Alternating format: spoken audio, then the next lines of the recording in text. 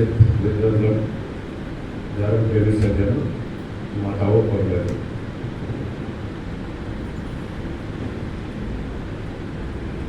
ईश्वर की कृपा से हमारा ये शिविर का कार्यक्रम बहुत ही अच्छी प्रकार से संपन्न हो रहा है। पिछले 4-5 दिन में हमने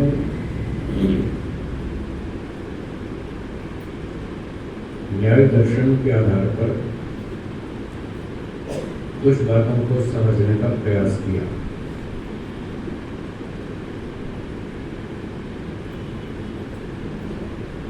न्याय विद्या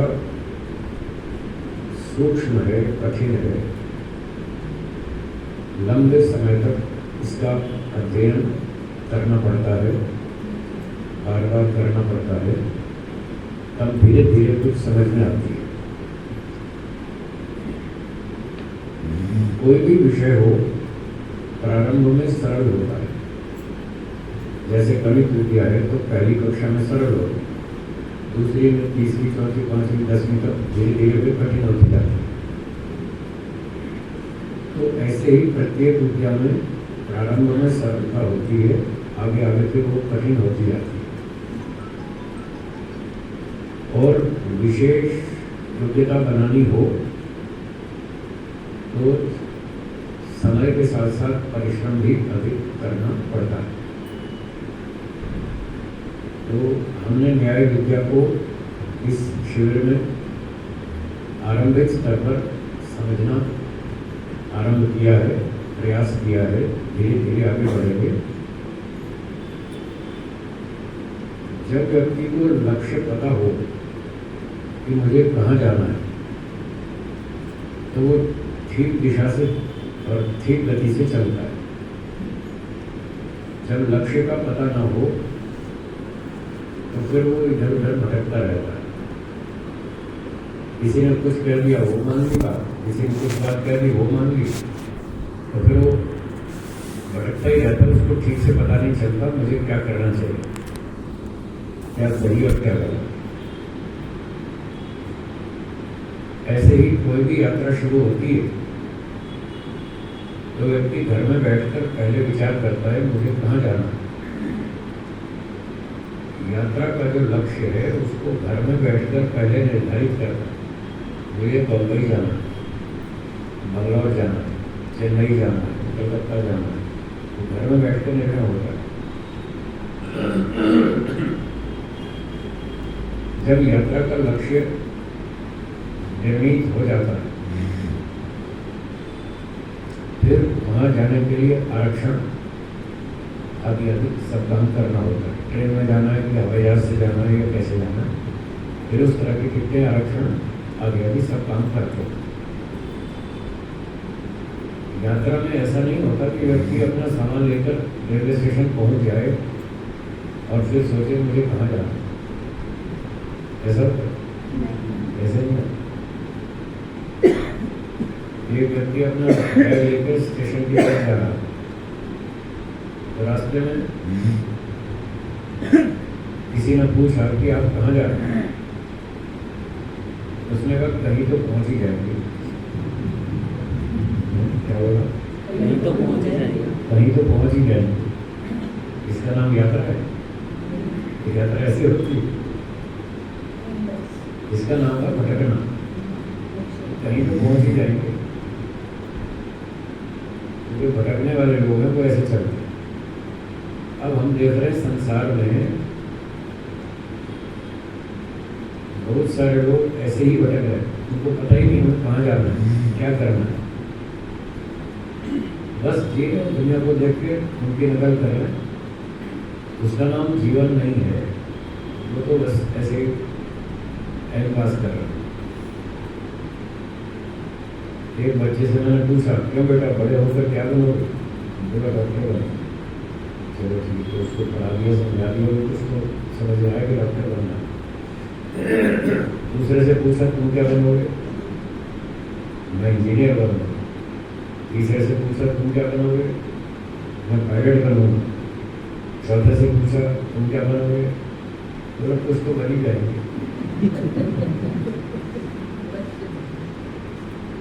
अब बताइए वो बच्चा क्या बनेगा, तो वो कहता है कुछ तो बन ही जाएंगे। तो ऐसे ही मनुष्यों को जीवन का लक्ष्य पता होना चाहिए कि हमें जाना कहाँ। तो मनुष्य जीवन का लक्ष्य है सारे दुखों से छूटना। क्या लक्ष्य है? सारे दुखों से छूटना और पूर्ण आनंद की प्राप्ति करना, ये लक्ष्य है हमारा। आपका इससे कुछ अलग विचार हो तो बताइए, किसी का अलग विचार हो, सारे दुखों से मैं तो छूटना नहीं चाहता, कोई अलग विचार हो तो बताएं। और अगर अलग विचार नहीं है तो इस बात को पक्का करें कि सब दुखों से छूटना मेरा लक्ष्य है और पूर्ण आनंद की 100% आनंद की प्राप्ति करना मेरा लक्ष्य है। अब ये दो बातें हैं, संसार में तो कहीं दिखती नहीं। चाहे डॉक्टर बन जाओ, चाहे वकील बन जाओ, चाहे साइंटिस्ट बन जाओ, चाहे इंजीनियर बन जाओ, चाहे पायलट बन जाओ, कुछ भी बन जाओ, तो भी 100% दुख तो नहीं छूटता और पूरा आनंद तो नहीं मिलता, कुछ भी बन जाए। इसलिए ये सब टाइम पास है।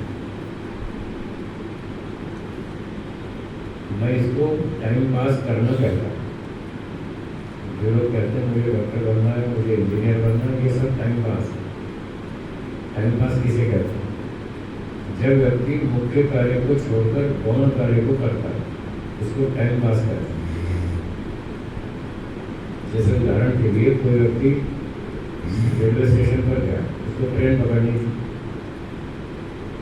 तो स्टेशन पर पहुंचा तो देखा रेलगाड़ी अभी लेट है, वहाँ लिखा तो 2 घंटे लेट है। तो उसने सोचा 2 घंटे क्या करें, तो वेटिंग रूम में बैठ गया और अपना मोबाइल निकाल के गेम खेलने लगा। क्या वो रेलवे स्टेशन पर गेम खेलने गया था? इस काम से नहीं गया था। और जब वो गेम खेल रहा था तो आप उसको क्या कहेंगे, ये क्या कर रहा है? यही कहेंगे टाइम पास कर रहा है। तो ऐसे ही लोग संसार में किस लिए आए थे? मोक्ष प्राप्ति के लिए आए थे। सारे दुखों से छूटना, पूर्ण आनंद की प्राप्ति करना, इन दोनों को मिलाकर मोक्ष कहते हैं। मोक्ष में ये दोनों काम होते हैं। जब आप कह रहे हैं हमारा लक्ष्य तो यही, सारे दुखों से छूटना लक्ष्य है, तो मतलब मोक्ष ही हुआ ना। तो लक्ष्य है मोक्ष प्राप्ति, और मोक्ष के लिए तो कोई योजना नहीं, कोई प्रयास नहीं, और दूसरा काम कर रहे हैं डॉक्टर बनने का, इंजीनियर बनने का, तो यही कहेंगे टाइम पास करना है। जैसे वो गेम खेल रहा था रेलवे स्टेशन पर, गेम खेल रहा था, वो टाइम पास कर रहा था, ये भी टाइम पास कर रहा है। तो सारे लोग जिनको अभी दिमाग में ये लक्ष्य नहीं बना कि मुझे मोक्ष में जाना है, वो सब टाइम पास कर रहा है। उनकी अभी मोक्ष की ट्रेन लेट है। जैसे वो रेलगाड़ी लेट हो गई तो दूसरे काम में लग गया। तो जिसको अभी वैरागी की ट्रेन अभी हाथ में नहीं आई, तो वो तब तक टाइम पास करता है, ये काम करता है छोटे मोटे। और जब उसकी ट्रेन आ जाएगी और वो गेम खेल रहा होगा, गेम अधूरी है, अनाउंसमेंट हो गई स्टेशन पर कि आपकी ट्रेन आ गई है 3 नंबर प्लेटफॉर्म पर, तो वो गेम खेलेगा या छोड़ के ट्रेन पकड़ेगा?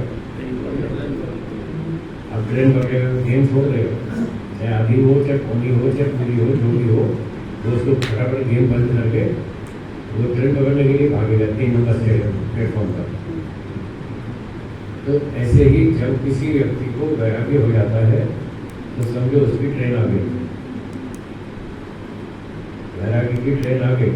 तो अब वो चाहे बच्चे पाल रहा था, चाहे वो संस्था चला रहा था, चाहे वो सीए कर रहा था, चाहे एमटेक कर रहा था, चाहे बीए कर रहा था, जो भी कर रहा था, वो गेम छोड़ करके वैराग्य की ट्रेन पकड़ लेगा। और वो महर्षि दयानंद जी की तरफ घर छोड़ के निकल गए, उनकी ट्रेन आ गई, वो निकल गए। तो ऐसे कभी कभी किसी की ट्रेन आ जाती है फिर वो निकल लेता है, बाकी लोग अपना टाइम पास करते रहते हैं। हाँ जी, वैराग्य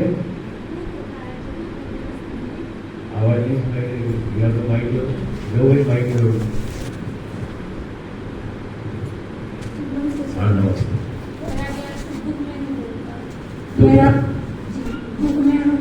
हाँ, बहुत अच्छा प्रश्न आपका। तो बहन जी ने कहा कि वैराग्य तो दुख से उत्पन्न होता है, दुख की स्थिति में वैराग्य उत्पन्न होता है, ठीक बात है। तो सुख की स्थिति में भी वैराग्य बना रहे, इसके लिए क्या करें? तो सुख की स्थिति में वैराग्य को बनाए रखने के लिए बार बार चिंतन करें कि अब जो सुख मिल रहा है ये थोड़ी देर का सुख है, ये लंबा टिकने वाला नहीं है।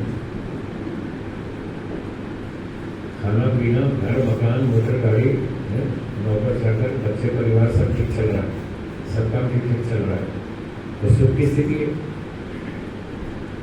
तो जैसे हमने पिछले दिनों बताया था, पहले भी बार बार बताया था, संसार की वस्तुओं में सुख भी है और दुख भी है। हाँ या ना? दोनों चीजें, जड़ हो या चेतन हो, हर वस्तु में सुख भी है, दुख भी है। तो यदि हम सुख पर दृष्टि रखेंगे तो राग होगा। क्या होगा? संसार की चीजों में यदि सुख की दृष्टि रखेंगे कि ये बहुत अच्छी वस्तु है, सुखदायक है और इससे बड़ा अच्छा सुख मिल रहा है, आगे भी मिलता रहेगा, ऐसा सोचेंगे तो फिर राग होगा, फिर वैराग्य नहीं टिकेगा, या तो उत्पन्न ही नहीं होगा, और उत्पन्न हो गया हो थोड़ा बहुत तो गायब हो जाएगा। और अगर दुख वाला जो अंश है, इस वस्तु से सुख तो मिलता है तो बहुत सारा दुख भी मिलता है।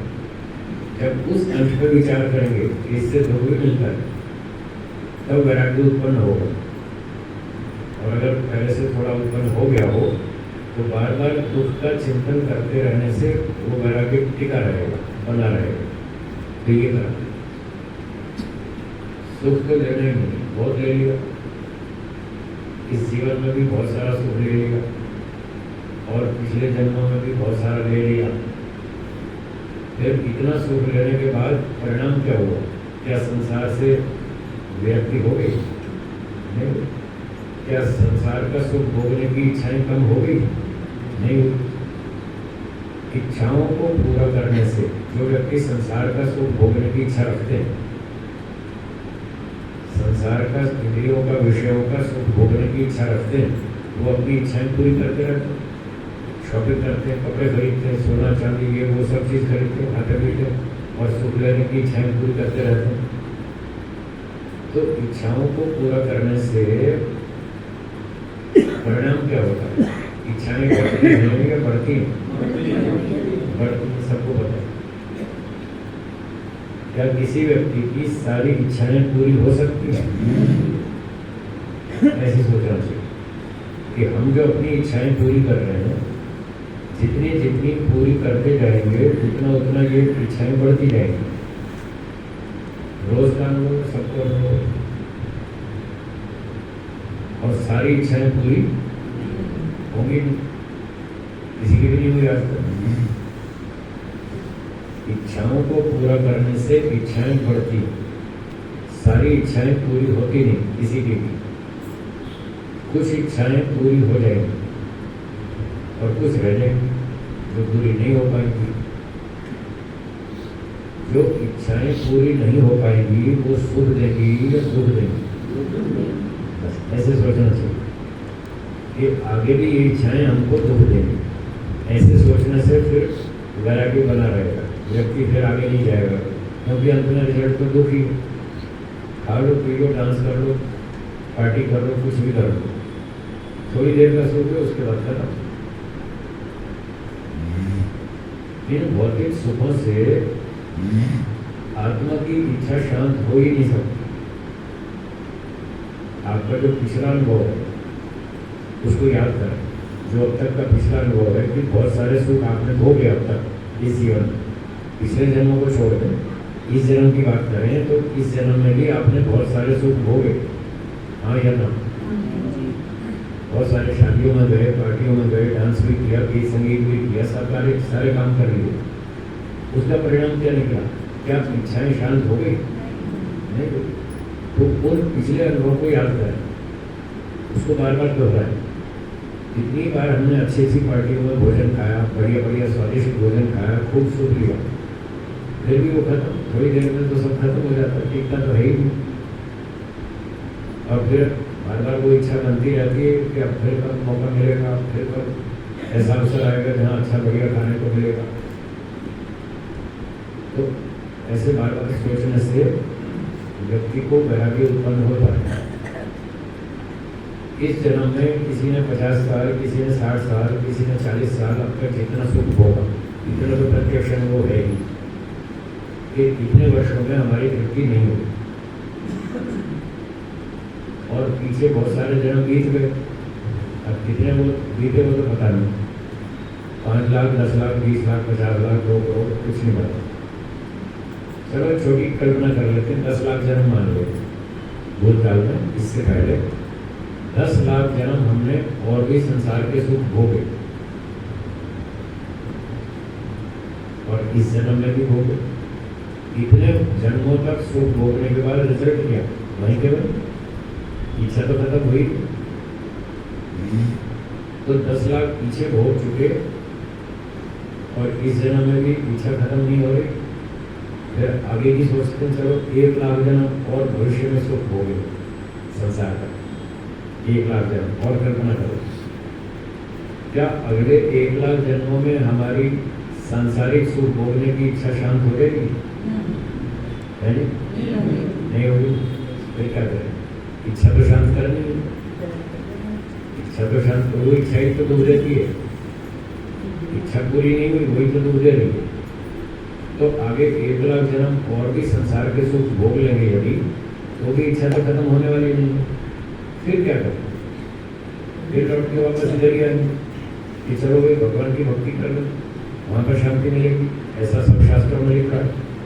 सुनते पढ़ते यही सुनते आ रहे हैं कि भगवान की भक्ति करो तो उससे शांति मिलती है, मन इंद्रिय कंट्रोल में रहती है। तो 1 लाख जन्म के बाद भी आपको यही करना पड़ेगा। अब सोचिए, जब हमें 1 लाख जन्म बाद भी वापस यूटर्न मारना, वापस उल्टे आना इधर अध्यात्म की तरफ, तो फिर अभी जल्दी से क्यों ना घूम जाए कि 1 लाख लंबा जन्म, इतना लंबा टाइम क्यों खराब करें? तो ऐसे सोचना चाहिए। ऐसे विचार करेंगे तो आपको जल्दी प्रगति होगी, स्पीड बढ़ेगी। एक लंबा उल्टे रास्ते क्यों जा रहे हैं, वापस तो फिर इधर ही आना। तो ऐसे सोचेंगे तो धीरे धीरे वैराग्य उत्पन्न होगा और ये संसार की इच्छाएं खत्म हो जाएंगी, कंट्रोल में आ जाएंगी, कम हो जाएंगी। तो धीरे धीरे कम होते होते होते खत्म भी हो जाएंगी। संसार के पदार्थ, जो भौतिक पदार्थ है, ये आत्मा की इच्छा को शांत क्यों नहीं कर सकते? इसलिए नहीं कर सकते कि भौतिक जो सुख है, जो सत्वगुण से मिलता है, भौतिक सुख प्रकृति वाला, उस सुख की क्वालिटी बहुत खराब है, बहुत घटिया है। क्या बोलो? भौतिक सुख की क्वालिटी कैसी है? बहुत घटिया है। और ईश्वर का जो सुख है उसकी क्वालिटी बहुत अच्छी है, बहुत ऊंची है।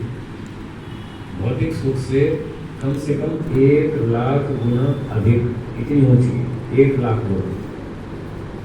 अभी तो कम बता रहा हूँ, और भी ज्यादा ऊंची है। इतनी भी समझ लो तो भी काफी है। तो प्रकृति के सुख की क्वालिटी बहुत घटिया है, इसलिए आत्मा की इच्छा शांत नहीं होती।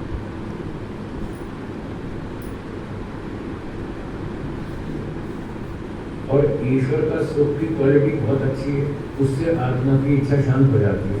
वो उच्च स्तर का सुख।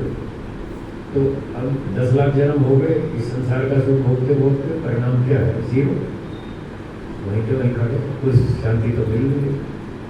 इसलिए हमको इधर लौटना चाहिए। बुद्धिमत्ता ये कहती है हमें ईश्वर की तरफ मुड़ना चाहिए, यहीं पर शांति मिलेगी। तो पिछले अनुभव को बार बार याद करें और आगे का चिंतन करें, ये उपाय है। वैराग्य को उत्पन्न करने का। और जो अनुकूलताएँ चल रही हैं वो अच्छी हैं, ऐसे ही काम चलाओ, टाइम पास, जीवन चलता रहे, ठीक ठाक चलता रहे, कोई बड़ी समस्या न आए, बड़ा दुख न आए, छोटे छोटे दुखों से ही हमको वैराग्य हो जाए, बस ऐसे सोचना चाहिए। और अपने जीवन में ज़्यादा दुख नहीं आता तो दूसरों के जीवन में दुख देख करके भी समझ लेना चाहिए। जरूरी नहीं कि हम सारी चीज़ों का प्रत्यक्ष अनुभव ही करें, ये आवश्यक नहीं है। जो न्याय दर्शन हम पढ़ रहे थे, न्याय की बातें, उसमें बताया एक प्रत्यक्ष प्रमाण है, एक अनुमान प्रमाण है, 8 प्रमाण बताए थे। तो हर चीज़ का हम प्रत्यक्ष करेंगे आवश्यक नहीं। कुछ चीज़ों का हम प्रत्यक्ष कर सकते हैं और बाकी चीज़ों का अनुमान कर लेंगे। आप ये जानना चाहते हैं समुद्र का पानी कैसा है, मीठा या खारा? आपने एक घूंट पी के देख लिया, आपको पता लग गया ये तो खारा है, तो क्या पूरा समुद्र पिएंगे? एक घूंट से पता लग जाएगा, जैसे ये खारा है तो और भी खारा ही। एक कुएं में से एक गिलास पानी निकाल के पी लिया, पूरे कुएं का पता लग गया।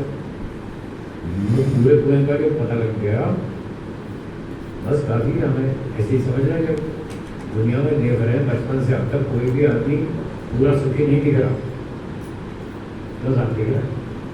कोई आदमी मिला अब तक जो 100% सुखी हो, एक भी नहीं मिला। तो जितने भी लोग हमने देखे अपने आस पड़ोस के, और हम खुद भी अपना भी अनुभव है, ना तो हम 100% सुखी हो पाए, ना हमारे अड़ोसी पड़ोसी, ना कोई बड़े सेठ, ना कोई और दूसरे लोग, कोई भी तो 100% सुखी नहीं दिख रहा। तो इतने लोगों को देख कर क्या हम दूसरे देशों का अनुमान नहीं कर सकते? जापान वाले, रशिया वाले, अमेरिका वाले, ऑस्ट्रेलिया वाले, यूरोप वाले, वो भी ऐसे ही दुखी है, जैसे यहाँ दुखी है ऐसे वहाँ दुखी है। आज से लगभग 20 वर्ष पहले मुझे एक सेठ की लंदन ले गए, बोले गुरु जी आपको एक बार लंदन दिखा के लाना। मैंने कहा भाई मेरे पास काम बहुत है, मुझे समय नहीं है, रुचि भी नहीं है। बोले नहीं नहीं, आपने मेरा बड़ा उपकार किया, मेरी बड़ी इच्छा है, एक बार आपको लंदन जरूर दिखाना। अच्छा भाई, वो बहुत साल तक पीछे लगा रहा, मेरे वो मेरे ले ही गया।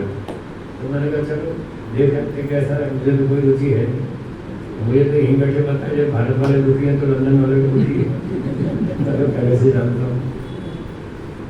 फिर वो ले गया, तो फिर जब लंदन की धरती में उतरे हवाई जहाज से, तो देखो अरे यहाँ तो वैसी सड़कें हैं जैसी भारत में, यहाँ भी ऐसे ही मकान है जैसे भारत में, ऐसे ही गार्डन है जैसे भारत में। मैंने कहा कोई फर्क ही नहीं है, और लोग भी ऐसे ही भारत जैसे ही, उनका नक्शा भी ऐसे ही, वहाँ को 4 हाथ वाले होगी, वहाँ भी 2 हाथ वाले, 2 पाँव वाले।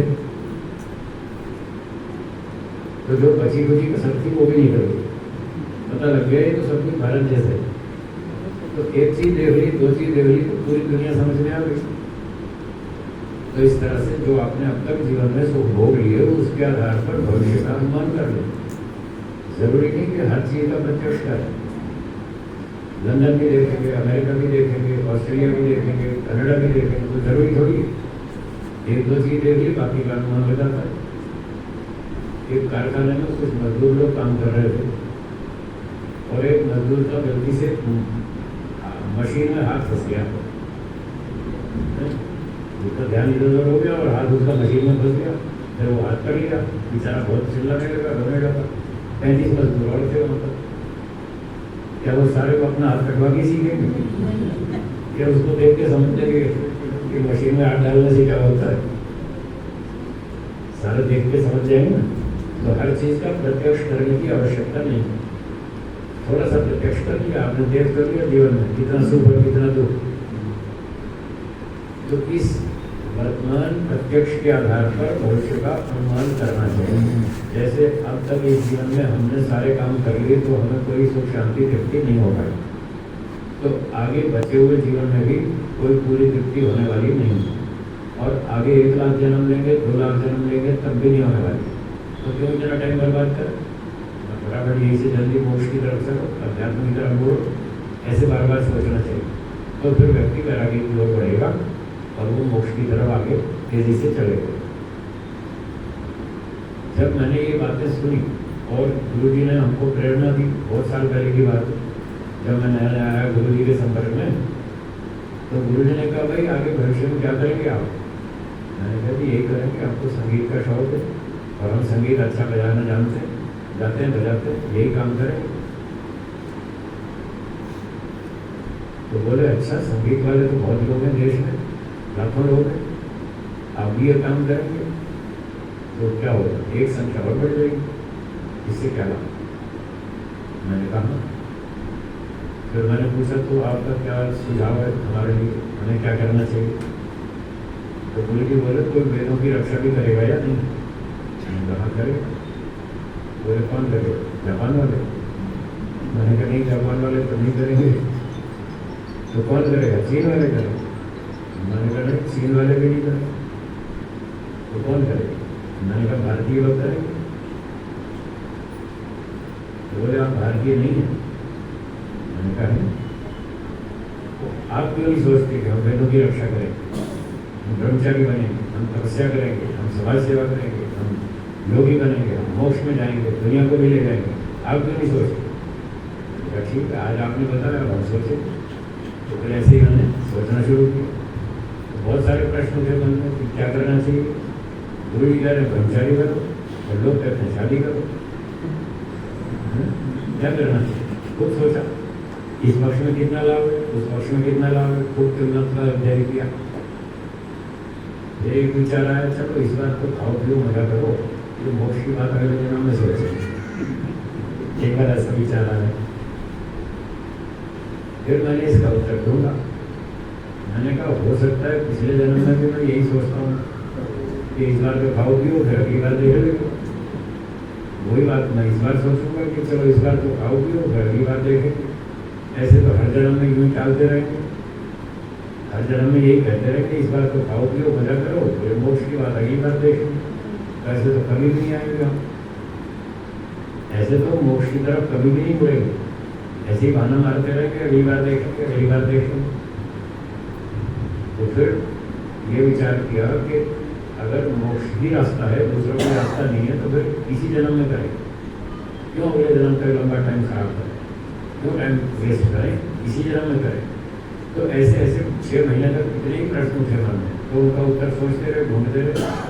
फिर 6 महीने में जाकर निर्णय हो गया कि इसी बार करेंगे, इसी जन्म में करेंगे और अभी करेंगे और पूरी ताकत से करेंगे। फिर लग गए इसके पीछे। तो ऐसे आप लोग भी सोचेंगे तो आपको भी जल्दी समझ में आ जाएगा।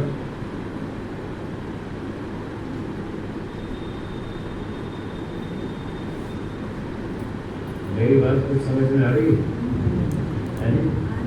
आ रही है ना?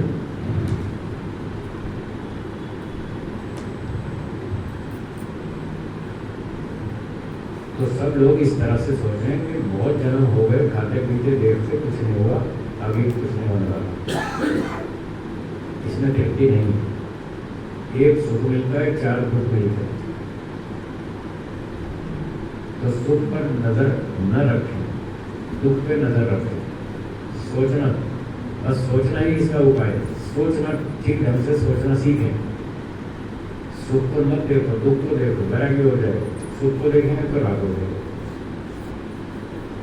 तो सारे इतिहास में जितने भी लोग अध्यात्म की ओर चले, उन सबका इतिहास हमने देखा, सब के सब इसी तरह से मुड़ के आए संसार से।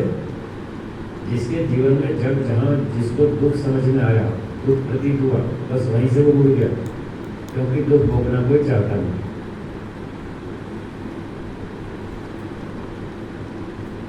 तो ऋषियों ने भी बताया, संसार में एक सुख मिलता है, 4 दुख मिलते हैं। एक दुख का नाम है परिणाम दुख। बोलिए कौन सा? परिणाम दुख। व्यक्ति सोचता है कि मैं जो मेरी इच्छा हो रही है सुख भोगने की, यदि मैं इस वस्तु का सुख भोगूं तो इससे मेरी इच्छा शांत हो जाएगी, ऐसा वो सोचता है भोगने से पहले कि ऐसा करने से मेरी इच्छा शांत हो जाएगी। ये सोच करके फिर वो उस वस्तु का सुख भोगता है। एक उदाहरण ले लेते हैं, सरल हो जाएगा समझने में। मान लो किसी को रसगुल्ले बहुत अच्छे लगते हैं, बहुत बार उसने खाए, बहुत अच्छे लगते हैं, उसको सुख मिलता है। तो वो सोचता है कि मैं आज इच्छा हो रही है रसगुल्ले का सुख लेने की, चलो आज बाजार से रसगुल्ले लाते और 4, 5, 6, 8 जम के रसगुल्ले खाएंगे, उसका सुख लेंगे। तो इस तरह से सोच के उसने 6-8 रसगुल्ले मंगा लिए और 2 खाए, 3 खाए, 4 खाए, उसको बहुत अच्छा लगा। फिर 4 खा लिए, बहुत मीठा हो गया, मुँह में ज़्यादा मीठा हो गया और उसकी इच्छा तो अभी शांत हुई रसगुल्ले का सुख लेने की, अभी तो इच्छा तो और भी है, थोड़ा और खा लो। अब मुँह ज़्यादा मीठा हो गया, खाया नहीं जा रहा, तो उसने सोचा चलो एक समोसा खा लेता हूँ बीच में, थोड़ा टेस्ट बदल जाएगा। क्यों नहीं ऐसा होता है या नहीं? ऐसे ही करते हैं, 4 रसगुल्ले खा के फिर बीच में एक समोसा खा लेते हैं, थोड़ा चटपटा हो जाए, मुँह टेस्ट बदल जाए। फिर वो समोसा खा के 2 रसगुल्ले और खा लेते, फिर मुँह मीठा हो गया। फिर सोचता क्या करें, अभी तो 2 रसगुल्ले और खाने चाहिए, इच्छा तो शांत हुई, अभी तो मन में और भी इच्छा है, और खा लो और खा लो। फिर बीच में एक कचौरी खा लेता, थोड़ा चेंज हो जाता, फिर 2 रसगुल्ले और खा लेता। तो ऐसे 6-8 रसगुल्ले खाने पर भी क्या उसकी इच्छा शांत हो जाती है? नहीं होती। इच्छा शांत नहीं होती, मुँह मीठा हो जाता है, ज़्यादा खाया नहीं जा रहा, इंद्रिय का सामर्थ्य खत्म हो गया, अब और खा नहीं पा रहे, पेट भी भर गया, पेट में भी जगह नहीं बची, भूख भी खत्म हो गई, भूख खत्म हो गई, पेट में जगह नहीं बची, इंद्रिया भी थक गई, ज़्यादा खाया नहीं जा रहा, पर इच्छा तो अभी भी है, 2 रसगुल्ले और खा लेता तो मज़ा। भाई 8 में तो तेरी तृप्ति नहीं हुई, 2 और खा लेता तब क्या होने वाली है, ये नहीं सोचता बेटा। बस वो इच्छा उसकी बनी रहती है और वो उसको दुख देती रहती है, मजबूरन उसको रसगुल्ले खाना छोड़ना पड़ता है। अब क्या करें, खा नहीं पा रहे, चलो छोड़ो। इसका नाम है परिणाम दुख। क्या नाम? परिणाम दुख।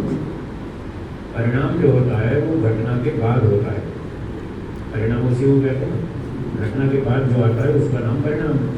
तो घटना हो गई, उसने 6-8 रसगुल्ले खा लिए, फिर परिणाम क्या हुआ? इच्छा तो शांत हुई नहीं, उसका उद्देश्य था इच्छा को शांत करना, इसी उद्देश्य से उसने रसगुल्ले मंगाए थे कि रसगुल्ले खाकर मेरी इच्छा शांत हो जाएगी, पर वो रिजल्ट नहीं आया जो वो चाहता था, परिणाम वैसा नहीं आया और परिणाम में वो इच्छा उसको अभी भी दुख दे रही है। इस कारण ऋषियों ने इसका नाम रख दिया परिणाम दुख। तो इस तरह से आप इस एंगल से अब संसार को खाना पीना शुरू करें, खा पी करके देखें क्या परिणाम क्या है, इच्छा शांत हुई कि नहीं हुई, ऐसे परीक्षण करें तो धीरे धीरे आपको भी समझ में आ जाएगा कि इन चीज़ों में कोई ज़्यादा सुख नहीं। फिर दूसरा दुख है ताप दुख। दूसरा क्या है? ताप दुख। एक व्यक्ति ने सोचा आज रसगुल्ले खाएंगे और बाजार से उसने रसगुल्ले मंगवा दिए, रसोई में रख दिए, शाम को 4 बजे, कितने बजे? और ये सोचा रात को 8 बजे जो भोजन करेंगे डिनर, अब डिनर में ये रसगुल्ले खाएंगे, 4 बजे मंगा के रख दिए। कब खाएगा? 8 बजे। मंगाए कब? 4 बजे। बीच में कितना घंटे का गया था? 4 घंटे। अब इस 4 घंटे में उसको मन में खटका लगा रहेगा, कोई पीछे से दूसरा ना खा ले, मैंने तो मंगा के तरफ लिए, फिर पीछे कोई दूसरा ना खा ले। ये बच्चे खूब घूमते रहते हैं, कभी बच्चे ना खा ले, कोई अतिथि मेहमान ना आ जाए उसको खिलाने पड़े तो मेरे हिस्से में नहीं आएंगे।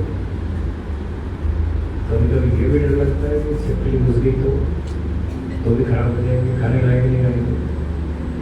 तो अब उसको इस प्रकार का जो डर मन में सताता है कि ये रसगुल्ले का सुख कोई छीन ना ले, कहीं खो ना जाए, कभी खराब ना हो जाए, कोई दूसरा ना खा जाए, ये जो उसको मन में डर सताता रहता है, उस सुख के खो जाने का, छीन लिए जाने का, नष्ट हो जाने का, बिगड़ जाने का, इसका नाम है ताप दुख।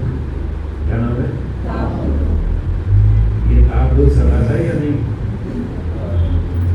जो व्यक्ति सुख लेता है उसको ये ताप दुख नहीं छोड़ेगा, परिणाम दुख नहीं छोड़ेगा,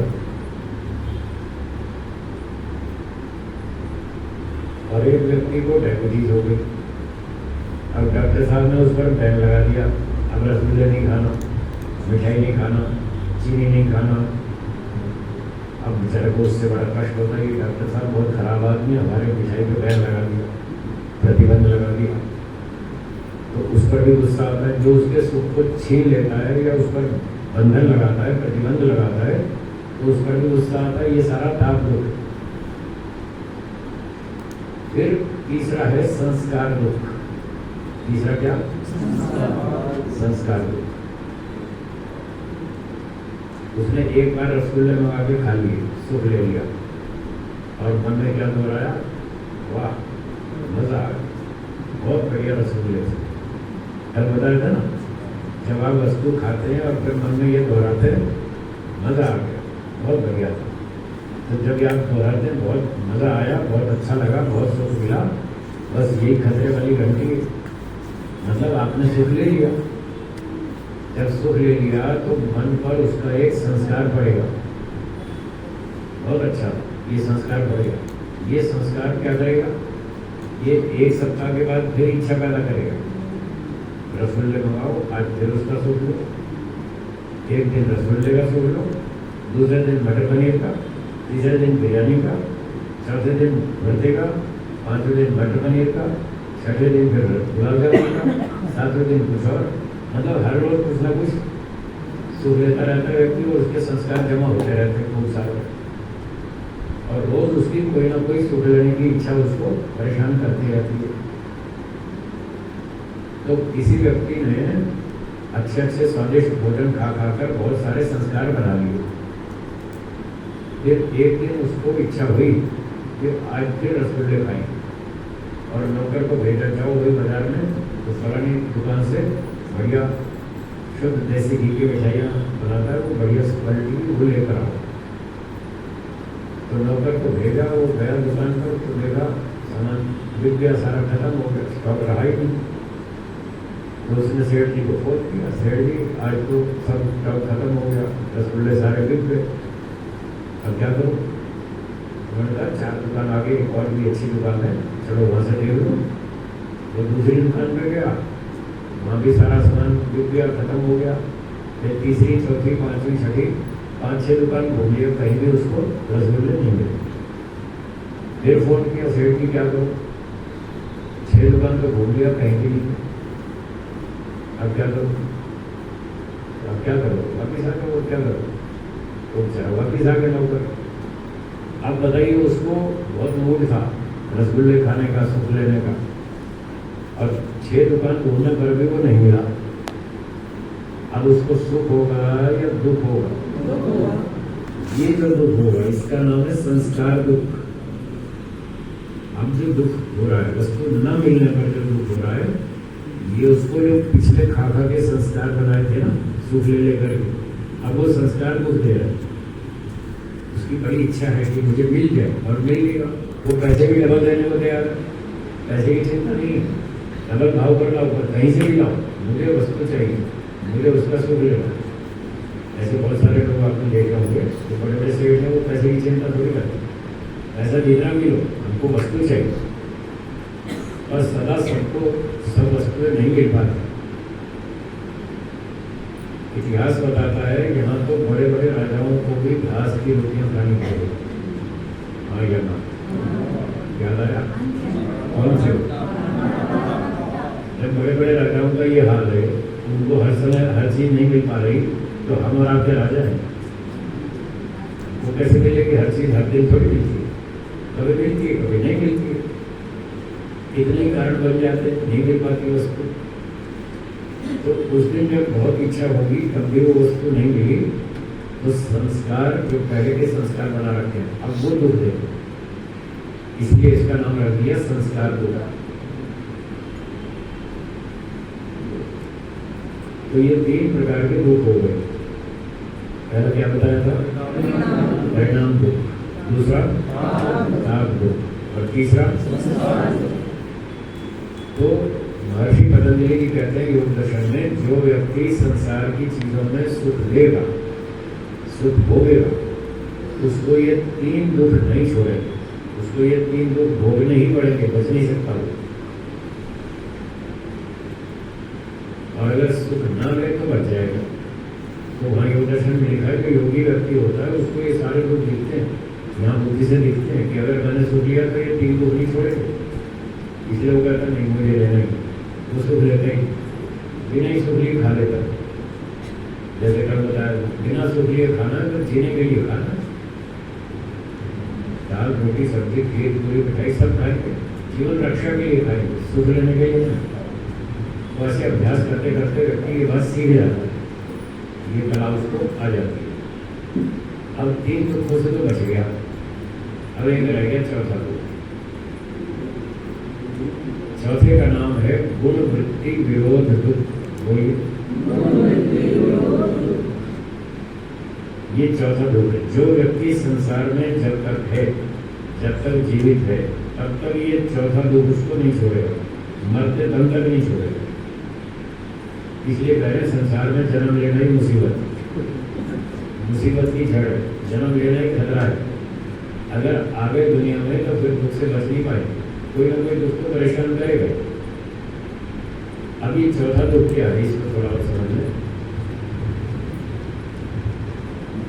गुण शब्द का अर्थ है सत्वगुण, रजोगुण, तमोगुण। बोलिए, ये 3 प्रकार के गुण प्रकृति में आप जानते हो। ये सारी दुनिया किसी सत्व तम से ही बनी है। तो गुण का अर्थ ये हो गया सत्वगुण, रजोगुण, तमोगुण। फिर गुण के बाद अगला शब्द है वृत्ति। वृत्ति का अर्थ यहाँ पर है स्वभाव। क्या अर्थ है? स्वभाव। गुण वृत्ति, गुणों का स्वभाव। अब तीनों का जो स्वभाव है वो अलग अलग है। अगला शब्द है विरोध। गुण वृत्ति विरोध, तीनों गुणों के स्वभाव में टकराव है, विरोध। सत्वगुण सुख देता है, रजोगुण दुख देता है और तमोगुण मूर्ख बनाता है। मूर्ख, पागलपन, नशा, आलस्य, ये सब उत्पन्न करता है। तो तीनों का स्वभाव विरुद्ध है, टकराने वाला है। तो इन गुणों के स्वभाव में टकराव होने की वजह से भी व्यक्ति दुखी होता है। एक व्यक्ति शांति से बैठा था अपने ऑफिस, मान लो सरकारी ऑफिस में ऑफिसर था, वो अपने ऑफिस में सुबह 11 बजे बैठा था ठीक ठाक। अब थोड़ी देर में गांव का व्यक्ति आया अपनी फाइल लेकर, साहब जी हमारी फाइल है, जरा इस पर साइन कर दो तो बड़ा काम हो जाएगा, बहुत दिनों से अटका हुआ है, बस आपका साइन चाहिए। तो उसने कहा दिखाओ क्या है फाइल। तो फाइल देखी, पन्ने उन्ने पलटे 2-4, फिर बोले अच्छा छोड़ दो, कल आना फाइल छोड़ जाओ, मैं बाद में देखता हूँ फुर्सत से। तो फाइल रखवा ली। फिर बाद में उसको फुर्सत से देखा कि इसके सारे कागज तो सारे ठीक, तो साइन तो कर देने चाहिए, ये बेचारे का काम हो जाएगा, गरीब आदमी परेशान है, दुखी है। तो एक विचार आया कि हाँ कर दो, साइन कर दो, इसका काम हो जाएगा। तो ये अच्छा विचार था, ईमानदारी का था। तो ये विचार कौन से गुण के प्रभाव से था? सत्वगुण। आप समझ लो, सत्वगुण जब मन में हो रहा तो इसने ये प्रभाव डाला कि कर दो, इसका काम कर दो। अभी वो सोच ही रहा था कि साइन कर दो, फिर दूसरा विचार था अंदर से रजोगुण का, वैसे कैसे कर दो, फ्री में थोड़ी होता है, कुछ तो हमको सेवा शुल्क मिलना चाहिए। आजकल उसका नाम रख दिया सेवा शुल्क। हम जनता की सेवा कर रहे हैं तो हमको भी कुछ तो मिलना चाहिए, ऐसे फ्री में थोड़ी होता है। तो दूसरा विचार आया कुछ तो सेवा शुल्क मिलना चाहिए, कब करेंगे साइन। ये रजोगुण का विचार, वो स्वार्थ की बात करता है, गड़बड़ की बात करता है, कुछ तो हमको मिलना चाहिए। फिर सत्वगुण का विचार फिर वापस उठा, क्यों मिलना चाहिए, उनको सरकार 1.5 लाख रुपये दे रही है मासिक, और कितना चाहिए? जो 1.5 लाख रुपये तनख्वाह मिलती है, इसी बात की तो मिलती है, उसके साइन करो, फिर और क्या चाहिए? तो कर दो साइन, फालतू पैसे मत लो। सत्वगुण में फिर विचार उठा है, फिर थोड़ी देर में रजोगुण का फिर विचार उठा, भाई सारे ही तो ले रहे हैं, ये ऑफिस वाले सारे ही तो ले रहे हैं, मैं कोई अकेला थोड़ी ले रहा हूँ। जब ये ले रहे तो मेरा भी हक बनता है, मैं क्यों ना लूँ? रजोगुण ने फिर उसको ऐसे उत्साह ले लो ले लो। सत्वगुण ने फिर कहा नहीं नहीं ये काम गलत है, पकड़े गए तो गड़बड़ करते हो, पकड़े गए तो फिर कोर्ट केस हो जाएगा, जेल हो जाएगी, बदनामी होगी, इसलिए ऐसी गड़बड़ मत करो, सीधे सीधे साइन कर दो। थोड़ी देर में रहे वो फिर उठा, क्यों पकड़े जाएंगे, इतने 50 लोग ऑफिस में सभी तो गए रहे, इनमें से कोई नहीं पकड़ा गया तो मैं क्यों पकड़ा गया? ये तो क्या फर्क पड़ता, थोड़ा सा तो नहीं लेना चाहिए। सतगुरु ने कहा कि चोर हर दिन थोड़ी पकड़ा जाता, तो कभी कभी आता है हाथ। अभी तक इतना नहीं लगा तो अगली बार मान लो फंस गए तो बहुत मुश्किल हो जाएगी। फिर रजोगुण ने कहा कि क्या हो जाएगी। अभी तो थोड़े दिन पहले अखबार में पढ़ा था, कल दिल्ली में एक व्यक्ति रिश्वत लेते हुए पकड़ा गया और आज रिश्वत देके छूट गया। अभी तो पढ़ा था अखबार में, कल रिश्वत लेते हुए पकड़ा गया और आज रिश्वत देके छूट गया। तो वैसे तो पकड़े नहीं जाएंगे, और पकड़े भी गए तो क्या हुआ, थोड़ा सा दे देंगे, दे दो आगे छूट जाएंगे, फिर दोनों ले लें। अब देखो उसके मन में लड़ाई चल रही है, दो विचारों की लड़ाई चल रही है, एक सत्वगुण का विचार है, एक रजोगुण का। अब ये जो टक्कर चल रही है ना, तो उसके अंदर वो विचार अशांत हो जाता है, समझ नहीं आ रहा क्या करो, लूँ के नहीं लो, लूँ के नहीं लो। इसका नाम है गुण वृत्ति विरोध दो, ये चौथा दो। तो ये तो बहुत दूर तक विचार करेगा, छोड़ेगा नहीं जल्दी से। जब तक अविद्या, राग, द्वेष, काम, क्रोध, लोभ, ये दोष जब तक पूरी तरह खत्म नहीं हो जाएंगे, तब तक ये लड़ाई चलती रहेगी। लोग ट्रेन में जाते हैं, सोचते टिकट लो के नहीं लो, लो के नहीं लो, कोई आता तो नहीं पूछना है, टिकट तो कोई पूछता नहीं, लो या ना लो। अब मैं फालतू पैसे खर्च करूँ, कोई पूछता तो है नहीं। तो ऐसे मन में लड़ाई चलती है, टिकट लूँ कि नहीं लूँ, सच बोलूँ या झूठ बोलूँ। ऑफिस में लेट पहुँचते हैं, 10 बजे का टाइम है, 10:30 पहुँचते हैं, फिर सोचता है 10 लिखूँ कि 10:30 लिखूँ, क्या लिखूँ। ऐसे ऐसे मतलब कहीं ना कहीं अंदर लड़ाई चलती रहती है। सत्वगुण कहता है ईमानदारी से काम करो, रजोगुण कहता है कर लो हेराफेरी कर लो, थोड़ी थोड़ी क्या फर्क पड़ता है। तो जब तक अविद्या, राग, द्वेष आदि ये सारे क्लेश समाप्त नहीं हो जाएंगे, तब तक ये दूर तक लड़ाई चलेगी। इसका नाम है गुण वृत्ति विरोध। चलो, एक व्यक्ति ने खूब तपस्या की, समाधि लगाई और ये सारे क्लेश खत्म कर दिए है, और उसकी लड़ाई अंदर विचारों की लड़ाई बंद हो गई। अब रजोगुण का विचार नहीं उठता, बस सत्वगुण का ही उठता है, अच्छा ही काम करना है, गलत करना ही नहीं। तो इस समस्या से तो बच गया, पर एक समस्या अभी भी बची हुई। सुबह सुबह उठा, सत्वगुण का प्रभाव था, 4 बजे उठा, बड़ा अच्छा मौसम था, खूब अच्छी तरह उसने स्नान ध्यान किया, व्यायाम किया, सब अच्छा किया। फिर दिन निकला, दूसरे संसार के काम शुरू करके पढ़ना पढ़ाना प्रचार करना आदि आदि। तो रात को 10 बजे सारा दिन काम अच्छा किया, मन भी शांत रहा, खूब अच्छी तरह से सारे काम हुए। अब रात को 10 बजे वो थक गया, अब उसको आई नींद। वो ये 10 बजे सोएगा या नहीं सोएगा? वो सोना नहीं चाहता, क्योंकि जागते हुए जो उसका सत्वगुण का आनंद और ईश्वर का आनंद मिल रहा है, वो उसको छोड़ना नहीं चाहता। वो चाहता है 24 घंटे में जागता ही रहो, काम करता ही रहो, इसका आनंद लेता ही रहो। पर तमोगुण उसको टिकने नहीं देता, कहता भाई बहुत हो गया, चलो सो जाओ, बहुत काम कर लिए, अब सो जाओ, थोड़ा आराम कर लो, नहीं तो पागल हो जाओगे, बीमार हो जाओ। तो न चाहते हुए भी तमोगुण उसको जबरदस्ती सुला देता है। ये है गुण वृत्ति विरोध रूप। वो चाहता है मैं न सो, सत्वगुण के प्रभाव से आनंदित रहूं, और तमोगुण उसको सुला देता है। अब बताइए, जब तक व्यक्ति जीवित रहेगा तो रात को सोना तो पड़ेगा ही, वही तो मरते दम तक नहीं छोड़ेगा। जब शरीर छूटेगा तब पीछा छूटेगा इन सारे दुखों से। इसलिए महर्षि पतंजलि जी ने कहा, दुखम एवं सर्वम विवेकिनः। बुद्धिमान व्यक्ति को संसार में हर जगह दुख ही दुख दिखता है, परिणाम दुख, ताप दुख, संस्कार दुख, गुण वृत्ति विरोध दुख। तो ये समझता है कि बस जान छूटेगी, इस संसार से पीछा छूटेगा, मैं उसमें जाऊँगा तो ही दुख कटेगा। तो इस तरह से विचार करें, धीरे धीरे रोज चिंतन करें, तो धीरे धीरे आपको भी वैराग्य हो जाएगा। गुण वृत्ति विरोध फल में आएगा नहीं? परिणाम ताप संस्कार के बाद गुण वृत्ति विरोध फल में आएगा नहीं? ना, ये तो इसको एक अलग एंगल से फल कह सकते हैं, क्योंकि हमने संसार में जन्म लिया, सकाम कर्म किए, उसका फल मिला, जन्म लिया। और जब जन्म ले लिया तो प्रकृति के बंधन में आ गए। अब इसका फल भोगना पड़ेगा, हमको सोना पड़ेगा, जागना पड़ेगा, काम भी करना पड़ेगा, व्यायाम भी करना पड़ेगा। गुण वृत्ति विरोध तो सभी लोग करते हैं, चाहे योगी हो या कोई भी हो। सबको किसी को भी नहीं छोड़ता। योगी को भी सोना पड़ता है, वो नहीं चाहता सोना, फिर भी सोना पड़ता है। हमारे गुरु जी कहते थे, मैं खाना नहीं चाहता, मुझे खाना पड़ता है। मैं सोना नहीं चाहता, मुझे सोना पड़ता है। सबको सोना पड़ेगा ना, इसके प्रकृति के बंधन में जब तक वो नहीं छोड़ेगी।